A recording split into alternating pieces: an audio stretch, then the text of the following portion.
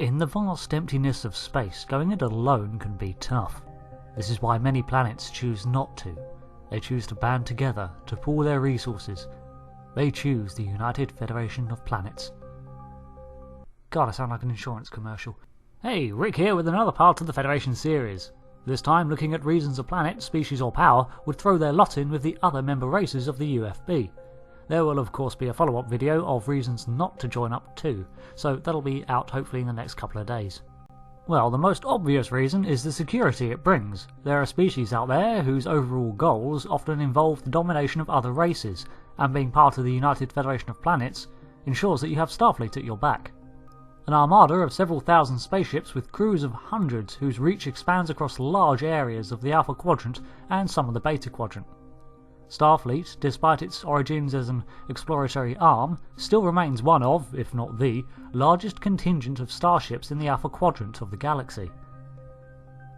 In fact, the Federation's predecessor, the Coalition of Planets, in many ways formed to oppose galactic powers such as the Romulan Star Empire, so to say that war plays no part in the formation of Starfleet would be naive. There's only so much firepower a single warp-capable civilization can produce in terms of defence, and at times this can limit efforts such as expansion. They are now locking lasers on us. Lasers? Yes, sir. Lasers can't even penetrate our navigation shields, don't they know that? Or perhaps your culture simply doesn't place a high value on conflict. Either way, having the large organisation a subspace phone call away means that pirates, raiders and other space baddies think twice before targeting your world. As I mentioned cultures, there's your second reason. I've already done a video pointing out the requirements for a species to join the Federation and Starfleet, and although they may seem strict, they are there for a reason. They serve to ensure that a potential member species has achieved a certain level of advancement, all on their own, as the UFP is not allowed to interfere with the development of other species, often even when asked to do so. The end result of meeting these criteria, however, is that your culture has proven that it shares the ideals of cooperation, therefore may find the Federation to contain many like-minded people and species, many of whom would be open to working towards a common goal. The pooling of resources is another alluring factor for a species. The Federation already has a massive infrastructure set up across their area of the galaxy, including institutions such as Memory Alpha and the Daystrom Institute, both of which house massive libraries of knowledge and research from its 183 member races. Access to much of this information is free down to an individual, and would provide a potential jumpstart for technological growth across your home system.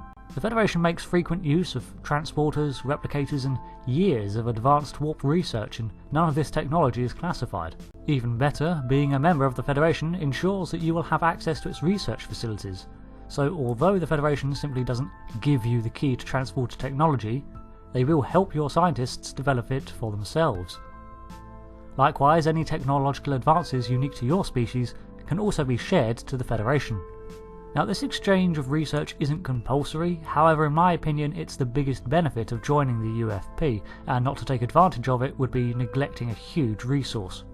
It's important to remember, however, that the Federation was founded on the ideal of cooperation between races, and although access to this tech is free, you'd be wise to show that you are equally willing to trade with its member races. Imagine the Tellarites had some advanced irrigation system, or whatever you wanted to mimic, but you've refused to share any resources or rebuked any offer of cooperation.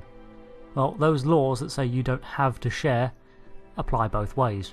Which brings me to another reason to join up. Not just the technological opportunities, but the business ones. The Federation does trade with many outside of its member races. Last estimates put it around 7,128 affiliated species, so being a Federation member isn't a prerequisite to do business within its borders, but it certainly circumnavigates a lot of the red tape and any trade embargoes that may be in place. Plus, the trade routes across the Federation space are relatively secure, and as mentioned, the UFP covers a lot of the Alpha Quadrant space. So that is a whole new area that your species can explore and establish itself in without being harried by others. Private organisations that are a part of the UFP also are welcome to develop their own trade routes or utilise existing ones. And again, there's nothing stopping you from reaching out on your own to create new commercial ties among the races. It's just good to have your potential suppliers expanded exponentially. So the Federation provides business opportunities, security and advanced R&D, but the culmination of that is in itself a benefit. Federation space is vast and patrolled regularly by Starfleet and the Federation member races, so that is a huge area of around 8,000 light years that's just opened up to your planet. Earth may be old hat to us humans, Vulcan might be one of our closest neighbours, but to another race, it's all new. All the opportunities to explore and encounter new species suddenly open up before you, and as mentioned, all in relative safety.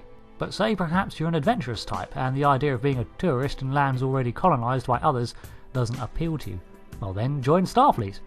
After all, while part of the job is to patrol and protect the Federation worlds and its colonies, it is first and foremost a pathfinding program of grand scale. Pushing the boundaries of known space is all in a day's work for Starfleet personnel. Enlisting in Starfleet doesn't require Federation membership, but if your species were to be a Federation member in full, you're naturally going to encounter more of your own species. Starfleet even allows for entire crews of a single species, see the USS Tacungbra, which is staffed entirely by Vulcans, or the predominantly human USS Enterprise NCC 1701. Again, this is optional, but working alongside many individuals of varying cultures can be a complicated affair, so a majority crew may be the way for you, plus the literal environmental concerns such as the atmospheric composition. Though this level of trust, forking over an entire starship to a single species, is seemingly exclusively reserved for proven Federation members. Of course, Starfleet isn't the only arm of the Federation you can join to satisfy that adventurous streak. You could sign up for a colony program on the frontier, terraforming, or attempting to tame a new uninhabited world. Sure, you may get eaten up by a giant crystalline entity, but you are on the front lines of exploration. Plus, Starfleet's got your back. Mostly. There are numerous avenues and institutions under the umbrella of the United Federation of Planets, all pre-established and with their fingers, tentacles or other appendages in many pies. There's more to the Federation than just Starfleet. You also gain access to resort worlds such as Riser, and that's just a bonus. There are a myriad of reasons to join up with the Federation, and often it's a no-brainer.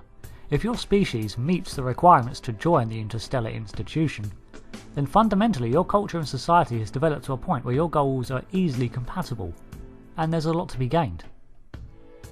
So I put the question to you guys: if we achieved faster than light travel and suddenly encountered a representative of a vast interplanetary community, would you join up? How would you feel about every government on Earth committing to this new power? Suddenly the question seems very weighty, doesn't it? Perhaps this is why, as rosy as I make it sound, over its 217 years of existence, it still only consists of 183 members. Personally, I'd be all for it, so long as we were given time to investigate and thoroughly vet said institution. I feel that potential gains would outweigh many other issues. Though the thought can be a terrifying commitment, and next time we'll be looking at some reasons not to join, perhaps even to oppose this grand gathering of planets. So this has been part 3 of Certifiably Ingame's Federation series. Thanks for watching, this is Rick, signing off.